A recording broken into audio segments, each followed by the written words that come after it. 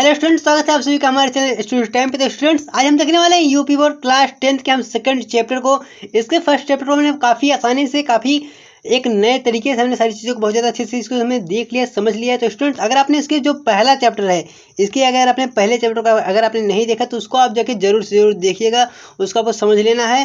उसकी अभी जो प्लेलिस्ट है वो आपको मिल जाएगी हमारे लिंक के द्वारा, तो आप वहाँ से जाके देख सकते हैं। स्टूडेंट्स, आपको हमारे चैनल को सब्सक्राइब करना है और शेयर करना है, क्योंकि ये सारी चीज़ें स्क्रीन पर दिखाई दे रही हैं, सारी चीज़ें को लिखने में, सारी चीज़ों को करने में आपको लग रहा होगा कि ये सारी चीज़ें काफ़ी आसानी से होती हैं, लेकिन आसानी से नहीं होती है। इसके पीछे काफ़ी ज़्यादा मेहनत लगती है और ये सारी चीज़ें सिर्फ फ़ोन से होती है, मेरे पास ऐसी कोई व्यवस्था नहीं है। तो इस चीज़ के लिए आप हमारे चैनल को ज़्यादा से ज़्यादा लोगों के साथ आप शेयर कीजिए, जिससे हमारे चैनल पे बहुत ज़्यादा लोग जुड़ पाएँ स्टूडेंट्स, और इससे पढ़ाने में बहुत ज़्यादा मजा आएगा। तो स्टूडेंट्स, आप लोग हमारी हेल्प जरूर कीजिएगा, सपोर्ट कीजिएगा।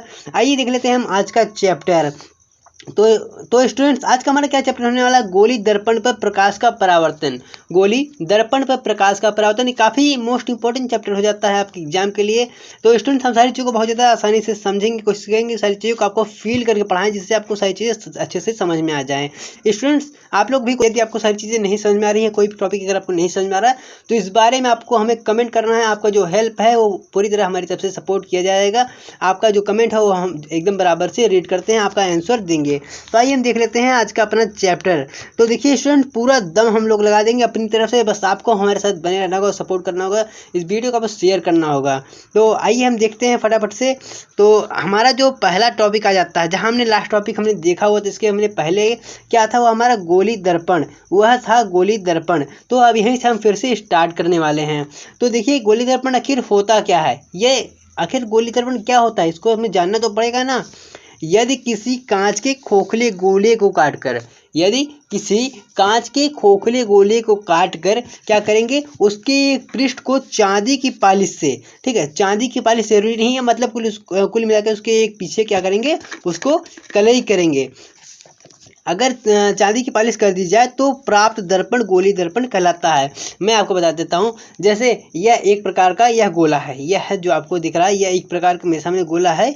अगर मैं क्या करूँ, मान लीजिए यह खोखला है, यह पीछे से खोखला है, ठीक है। इसके मैं गोले को काट कर, मैं इसके गोले को मैं कुछ इस प्रकार से काट कर इसके पीछे मैं क्या करूँगा, यहाँ पर मैं कलई कर दूंगा। जैसे लेड ऑक्साइड की कलई इस पर अधिकांश की जाती है। आप अपने यहाँ के जो मिरर है, आप उसके पीछे जाकर देखेंगे, वहाँ पर लाल कलर की एक वहाँ परत दिखेगी, वही है लेड ऑक्साइड। आप इसको देखिएगा जरूर, प्रयोग करके आपको थोड़ा आसान हो जाएगा समझने में।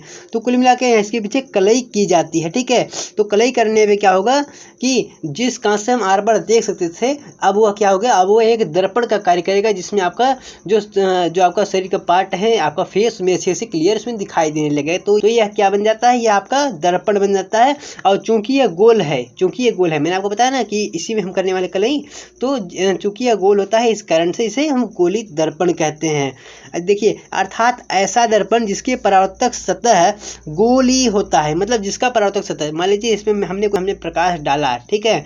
जैसे ही इसमें हम प्रकाश डालते हैं तो यह देखिए, यह जो हमारा दर्पण है, यह चूंकि हमारा गोला है, इसलिए यह गोली दर्पण यह कहलाता है, ठीक है। मान लीजिए अगर कोई समतल दर्पण है, समतल मतलब जिसके सभी तल वो क्या हो, समान हो, ठीक है, तो उसको हम समतल दर्पण कह देंगे।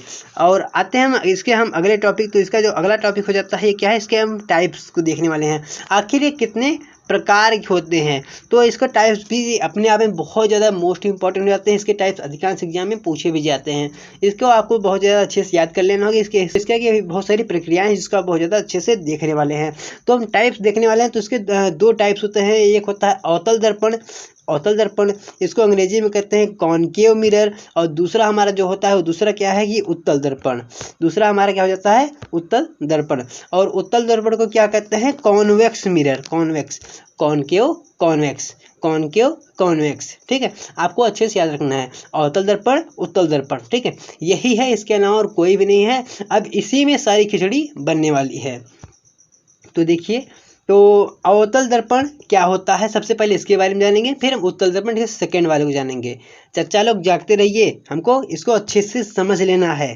देखिए, तो अवतल दर्पण क्या होता है, वह गोली दर्पण ऐसा गोली दर्पण जिसका परावर्तक पृष्ठ अंदर की ओर दबा होता है। ये देखिए, यह अंदर की तरफ यह दबा हुआ है।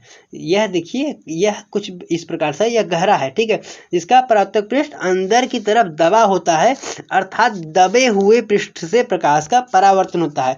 मान लीजिए यह कोई प्रकाश किरण है, मान लीजिए कोई प्रकाश किरण है और इसके हम दबे हुए भाग पर इस पे हम डालते हैं, ठीक है। तो जब इसके हम दबे हुए भाग पर प्रकाश डालते हैं तो क्या होता है, इसका परावर्तन होता है, परावर्तन इसका हो जाता है, ठीक है। यानी प्रकाश जाएगी, उससे टकराकर दोबारा यह चली जाएगी उसी दिशा के अगल बगल कहीं भी, ठीक है। तो ये जब चली जाएगी तो इसका जो परावर्तन होता है जब धंसे हुए भाग से होता है, उसे अवतल दर्पण कहते हैं, ठीक है स्टूडेंट्स। इससे ज़्यादा और कुछ भी नहीं है। और ये देखिए कुछ इस प्रकार से आप देखिए इसका फिगर कैसे होता है। जब कोई प्रकाश किरण कुछ इस प्रकार से आती है, सबसे पहले आप अपना ये दर्पण देख लीजिए। अवतल दर्पण कुछ इस प्रकार से होता है, कुछ इस प्रकार से आपका अवतल दर्पण होता है, अर्थात यह कुछ सी के उल्टे सी के आकार का होता है, कुछ इस प्रकार से, ठीक है। इतना आपको आ गया समझ में। और देखिए जब प्रकाश किरण कोई आती है कुछ इस प्रकार से ऐसे आएगी, आ रही है प्रकाश किरण, तो यह क्या हो रही है, इसका परावर्तन हो रहा है। इसका परावर्तन, ये देखिए इस प्रकार से प्रकाश आई, ये यहाँ पे आई, फिर ऐसे प्रकाश आई, ये भी यहाँ पे आई, ये ऐसे प्रकाश आई, ये भी यहाँ पर, ये भी यहाँ पर। तो कुल मिलाकर जिसका परावर्तन हो रहा है यह यहाँ पे हो रहा है। और किसके कारण होता है, इसके दबे हुए भाग के कारण। तो जब दबे हुए भाग के कारण होता है यह अवतल दर्पण के अंतर्गत होता है। आप इतना समझ के आपको सारी बातें बहुत अच्छे से समझ में आ रही होंगी। तो स्टूडेंट्स अब हम जान लेते हैं उत्तल दर्पण।